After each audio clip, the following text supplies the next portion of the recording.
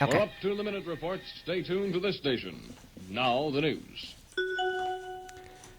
Well, we only have one news item that we're going to cover today, since it's basically the news item that's dominated the entire national discussion over the last 72 hours and probably continuing for weeks to come. And in fact, I didn't even want to talk about it. I didn't even want to bring this up because it's already talked about to death. Yeah. Right? What are you and I going to add to this discussion? But it would have been, I think, a little awkward for us to completely ignore it. In fact, I've not posted anything about the Charlie Kirk assassination. I don't have anything to post. I've posted nothing positive or negative because it seems like everybody else is doing it for me. So I'm going to open with this thought that's kind of tangential to the actual incident that occurred, but more of an observation about how and I'm trying to be coherent about this, but the thought is a little ephemerous, if that is a word, but it gives you the image. And I'm trying to bring it into something solid. I'm just saddened about how our nation in the past decade, maybe even longer, rallies around emotional events. We rise up to use our voices over every tragedy. The Charlie Kirk assassination, the murder of the Democratic lawmakers in Minnesota, the murder of the young woman on the train in Charlotte, the constant stream of school shootings from the Catholic school to Uvalde. Remember Uvalde? Right? And many, many more. When tragedy strikes, everybody has to get online and voice an opinion. And many scroll through these limitless, raw, emotional, and often uninformed opinions. And they sink deeper and deeper into anger and despair. But rarely do we ever have that same national response to something that's positive. We never all run online to talk about heroic deeds or scientific breakthroughs or amazing artistic accomplishments or just simple acts of kindness. Yeah, you get a viral video of some kids with the lemonade stand. All right, we've seen them. But nothing causes everybody to get online except if something horrific happens. It's kind of how we're trained. I'm gonna do a little quiz here. Name me, Jamil, a famous scientist from the 20th century. From the 20th century? Yeah. The 1900s. Give me a name of a famous scientist. Bill, I know the 20th century. 1900s. I wasn't talking to you. I was talking to our audience. I went like, I don't know. I don't know a famous scientist right off the top. Who's the most famous scientist ever? The smartest guy. Einstein? Okay, Einstein, right? Albert Einstein. Perfect example. He used to be on the front page of newspapers. When he had a breakthrough in relativity or some other Nobel Prize winning things, he was on the front page of the New York Times worldwide. Yeah. He was known. How about a famous painter? Leonardo Da Vinci. Well, I'm saying from the 19th, from the 19th, I same can't go century. back that far. But I'll throw some names like Norman Rockwell. Okay, I don't even know or Norman. Picasso. Okay. Salvador Dali. These were all from the 1900s. And again, these were individuals that were known worldwide. They would walk through the streets and get recognized and mobbed for their artistic accomplishments. But going back, name me a famous scientist today. You can't. Name me a famous painter today. You can't. How about an amazing accomplishment from the 20th century that had everyone glued to their seats watching TV at the same time? Wow. Like the moon landing. Yeah. Or down comes the Berlin Wall. Like that had everybody. You're about to ask for one for now. Give me one for now that's positive that we all rally behind. And we can't. In this century, we've got the World Trade Centers coming down. We've got the assassination of Charlie Kirk. The election of Trump. Right? These are the negative events that has us captivated. And it's just a general commentary. And I don't even know if I'm making any sense. No, you do. But I just wish we could be motivated and excited to all get online and voice an opinion about a good thing about humanity. Yeah. We always seem to rally around the negative stuff. Yeah. Anyhow, I'll let you have the first word here because I actually have a few clips that I wish to play that stand in for anything I would want to say on the Charlie Kirk assassination. But how about you? I'm going to give you some words first if you have any, or you can decline. It's up to you. Yeah, well, I don't have a problem. What I will say is I agree with your sentiments. I believe this whole rationality that misery loves company is what's been fueling. You have to recognize that hate is a profitable experience monetarily. It knows how to drive people in certain directions. And we being by print media or social media have allowed those things to kind of permeate the brains. And so now those are triggering the emotions. So I think society understands that if you really want to pull at someone, you've got to hit them in a point that's offensive. You've got to get them on the defense, have them angry. And they're mixing a good passion with a bad passion. So it's more or less like, it's not like you can just be passionate about art and you've poured yourself into it and that takes over. But if there's ever a way to show that you're passionate about the negative stuff, that is what the last 10 years have been able to do. I put a post on Facebook the other day and it said, people will sometimes say, well, do you believe that history repeats itself? And I need for people to understand that in order to believe that history can repeat itself, you have to first acknowledge that it was there. And then second, you have to acknowledge that the environment that made it thrive still exists for it to thrive again. And so when you ask me, does history repeat itself? Yes, it does. Because we have yet to put out all of the things that will cause us to gravitate toward hate. I don't know that we will ever do that. And that's just an individual goal. That's not a company's goal or a church's goal. It needs to be an individual goal to look for the good in people and to post positivity. And I think we fall short in that. In regards to Kirk, no, I have nothing to say. I have watched clips. As you know, I watch clips that are not favorable of me. I like to know what the other people think so that and I get it straight from them. I don't go and get it from a third-party source. I'm a researcher, so I check my sources, and I like the original best. So I've watched enough clips to show me that there is nothing that he would ever say that would appease me to take up and follow him. I have watched him demean, insult, and soil the image of black women over and over again. So, of course, I would not have anything to say about him because he had no value for my life. It is my opinion that he had no value for my life or for those that look like me. You're not saying he doesn't have value. You're saying he has no value to you. So, for my life, correct, right. Correct. And that I stand on, right? I think what this is, and I'm probably going to really tick people off, but you got to deal with it your own way. I think this is a safe way to say if you live by the sword, you die by the sword. And that's across the board. This is an individual who I don't believe anyone deserves to die in that manner. I think that was horrific. And I'm also considering the people that were standing around watching it. Like, you don't just get that out of your head. I watched the video and I was traumatized. So I'm not saying that, but what I am saying is if you're looking for me to jump up and hold a poster and say, fry whoever did this, I'm not opening my mouth in support of Kirk because Kirk never opened his mouth in support of me or people who look like me. And that is my perception of him. And I will say this. I hear so many, what's going across social media now is that he was killed because of his political message or political opinion. His opinion didn't get political until people made it political. It was a personal opinion. He just happened to be of a certain party. And then we continued to push that in the media, that he was definitely a fan of Trump, and then it became he's right for MAGA, and then all of a sudden it became that his thought processes was political. I'm not necessarily sure that it was political. I think he was more into my impression of him. He was more into white supremacy. That was my goal. It wasn't necessarily, when I hear him speak, I'm not listening to him to give me anything from a political standpoint. It is white supremacists and preserving white race or what they feel might be right. That was my perception of him. I think with this and his situation, to have him lie in state was one of the recommendations.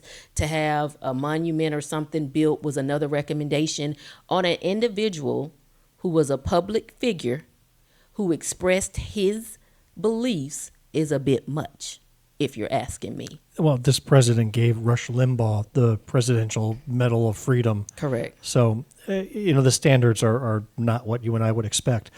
I want to share with you a post made on Facebook by a lady named Shelley Hart Remmel. Mm-hmm. Who is she? Nobody. she's just a lady, right, who voiced her opinion, but apparently this is an opinion that caught fire. Okay. I'm not going to read it. In fact, I took her entire post and put AI voice to it so you can hear somebody say it out loud. Okay. So it's just a couple minutes long. Let's listen to what Shelley Hart Rimmel said. Remember, this is AI voice, not her actual voice. Yeah. One thing that has become really clear since yesterday is that we live in at least two different realities. I was talking to a friend who only knew Charlie as a Christian motivational speaker, because that's all that ever came across her feed. She showed me videos I've never seen before of him saying perfectly reasonable and empowering things. I showed her videos she'd never seen before of his racism, misogyny, homophobia, advocating for violence against specific groups of people. She was horrified by his remarks about Pelosi's husband's attacker being bailed out and celebrated for his violent act. She was horrified by a number of things that he said, but she had never seen or heard them before, the same as I had never seen or heard the generalized clips of him sounding like a perfectly nice, loving man and father. Neither of us had a whole picture of this man. I mentioned he was a known white supremacist, and she thought I was joking. She talked about him giving a speech about finding your purpose and doing good in the world, and I thought she was joking. I saw why this friend was mourning the loss of a person she thought was a good person. My friend, bless her, saw why I feel the way I do about him. We understood each other better, in spite of a multi-billion-dollar internet machine specifically focused on keeping us apart, because we talked to each other with the desire to listen and to learn, rather than the desire to change someone else's mind or to be right.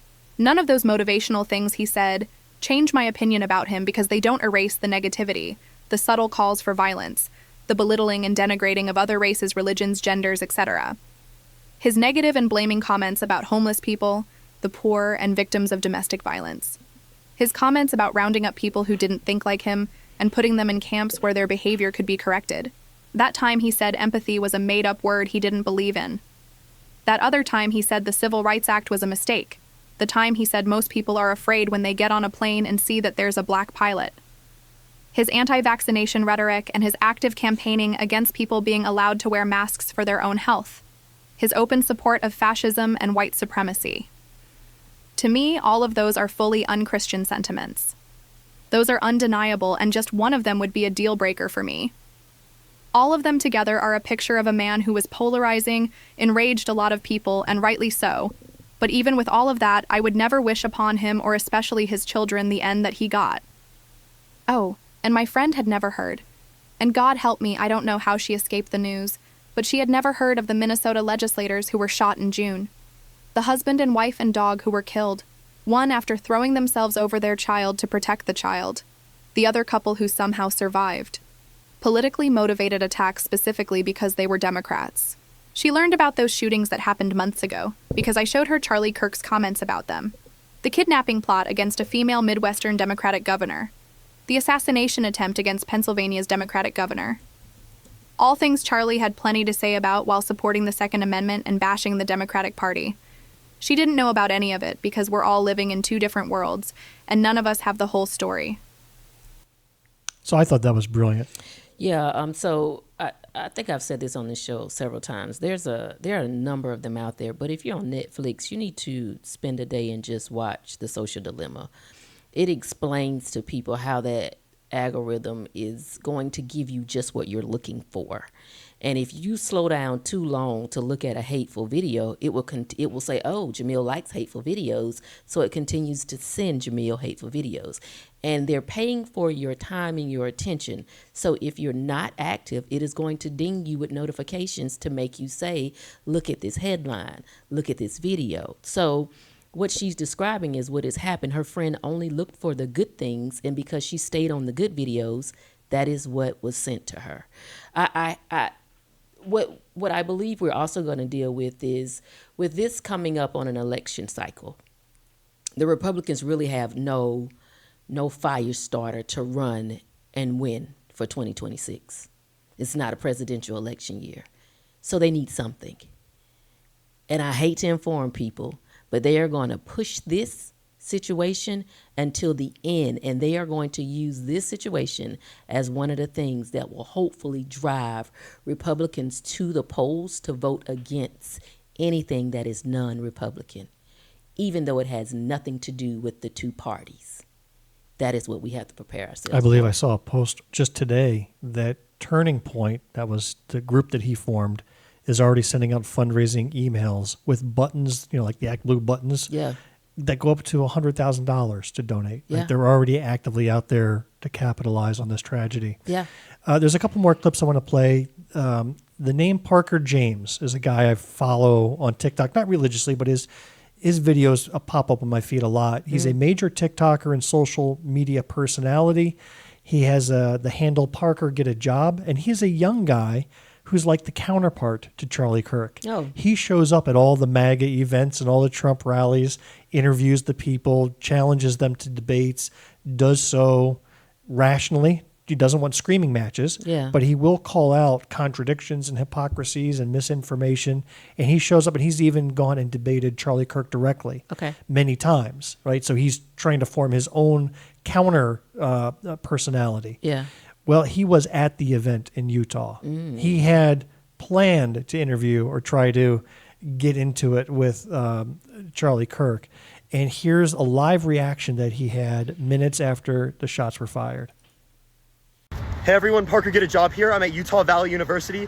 I was at a Charlie Kirk event trying to catch him off guard to debate him, and I was debating Trump supporters on the side, and I'm pretty sure there was a gunshot. I'm pretty sure because everyone started running away. I started running out. I got out of there immediately. Apparently, some people are saying Charlie got shot in the neck. What is going on right now? I'm actually terrified. I'm still tired. What the fuck is going on? I mean, that's some raw emotion, like That literally is. minutes after that event, and he had escaped. Things settled down. He was at home, and then he learned the news. Hey, everyone. I just got word that Charlie Kirk is dead. I was at the event, and I was 30 to 40 feet away, and I heard the gunshot go off. And I was so terrified. Everyone started running.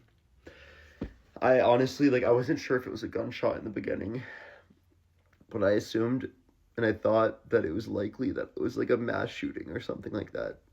And I just started running.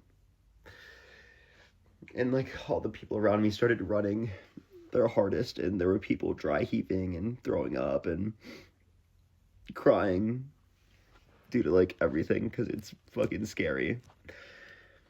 And we heard for a bit that he was in critical condition and that he was alive, but he was just pronounced dead recently, according to the Washington Post. See, because no one in our time has seen something that horrendous. But you think about Martin Luther King, and he wasn't the only one, that individuals that were gunned down in public that were considered to be political figures or figures of society or social representatives. We haven't seen that during our time as much in that realm, So this is mind-boggling to a lot of people. It has happened before, but there have been some years between. But this isn't new, i.e. history repeating itself because the environment lets it grow. So we can't rest assured thinking Charlie was the first and the last. How is it that we can support freedom of speech at one time? It's not selective. Either you support freedom of speech or you don't. And so I don't even know. I remember I was listening to the governor. Was that the governor of Utah? Yeah. Okay, that made the comment that he was just hoping that it wasn't one of us. He did not want it to be somebody from there. He wanted it to be an immigrant. I think he literally He said that. I was hoping that it was an immigrant. He said that. And I'm thinking to myself, is that what you're hoping? Well, he was honest. He was very honest. I mean, think about it and be honest. When something like this happens, when there's a school shooting or a mass event like I this, don't mind telling you, I'd be hoping it ain't a black person. we're I'd be all like, don't sitting do it. here. Don't do it. We're all sitting here wondering what side of the political spectrum does this shooter sit on? Or what race, because you know that it is going to be, here's what we do with groups. Each time something happens in one by one, whatever your classification is, we as a society punish the whole group. And that is what will happen. So, he's saying, I was hoping it wasn't one of us, because he didn't want the whole Utah to be penalized because of that. And that is the way we are set up. We push for people to be a part of groups, and then we use those groups to tear people down. I don't know the happy medium there. There isn't. None of those words leads to anything happy. The last clip I want to share is something to maybe leave us on a positive feeling. Oh, gosh. And who do I turn to for positive feelings? I don't know, Bill. Who? Representative Justin Bamberg. Oh, my goodness. What did he say? All right, let's listen to what Justin had to say. And he took this very seriously. I mean, he's a lawmaker himself. Yes. And, he had some deep thoughts. Okay. State Representative Justin Bamberg in House District 90. By now, a lot of you have seen or will see the horrendous shooting of Charlie Kirk, a conservative activist. He was on a college campus and he would go and debate students. Our thoughts and prayers go out to him and his family, his friends, his supporters. Y'all, I have to be honest with you. I've been disheartened for quite some time, and today is just more proof of that. We have seen a rise in political related violence, and it is unacceptable. As somebody who has served in the South Carolina House of Representatives in the state of South Carolina, where we have personally felt political violence with the loss of Senator Clementa Pinckney and 8 others at the Mother Emanuel Church shooting, I can tell you that we've got to do better. I'll be real with you. I have my thoughts on how politics in this country and in states across this country have degraded to the point we're seeing so much political violence. But this is not the time nor the place, nor is it proper to even try to get into that.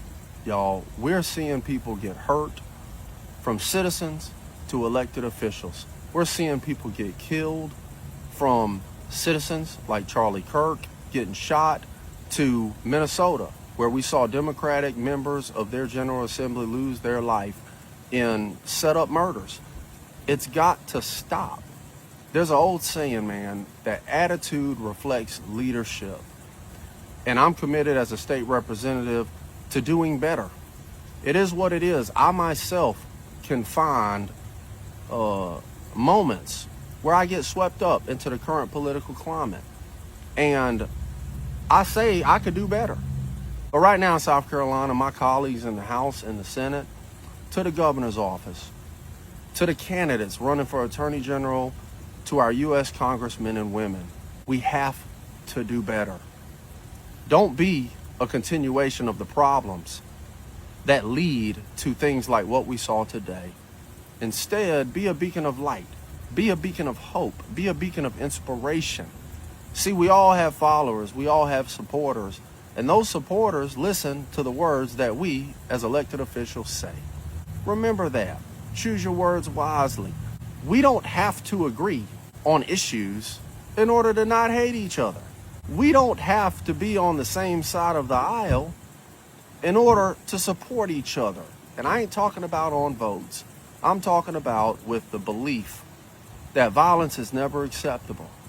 Hurting other people because of political ideologies is never acceptable. And not caring about your fellow man and woman to the point that because you disagree with something that they say, because you disagree with something they stand for, because you disagree with what direction they want to see America go, your state go, or the state of South Carolina go, does not mean that you have the right, nor should you ever choose violence as the option to accomplish what you want to accomplish. If you don't like what somebody's saying, advocate against their point of view. If you don't like an official, rally your community to go vote to try to make that official lose their election. But it's never acceptable to try to make people lose their life because of politics or anything else, man. So as always, y'all bring it on in. This your boy, the people's rep, and I'm telling you, man, make the rest of your life the best of your life. And if nobody's told you lately that you are loved, just know, man, you are loved. Until next time. Yep. I wish he was my representative. Yep.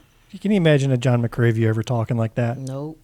Bringing love rather than hate? Nope. They're going to continue to divide.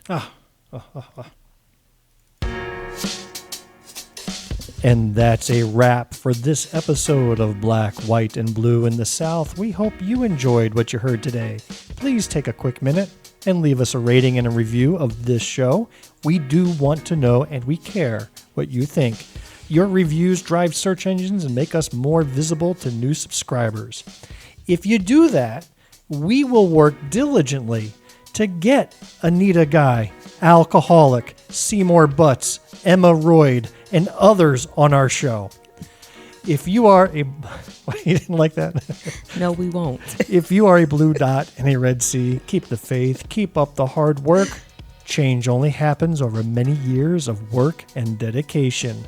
For the ending quote of today's episode, it is only fitting to go to Mahatma Gandhi, who said the following: I object to violence because when it appears to do good, the good is only temporary. The evil it does is permanent. Woo, yeah, come on. That's good. Mm-hmm.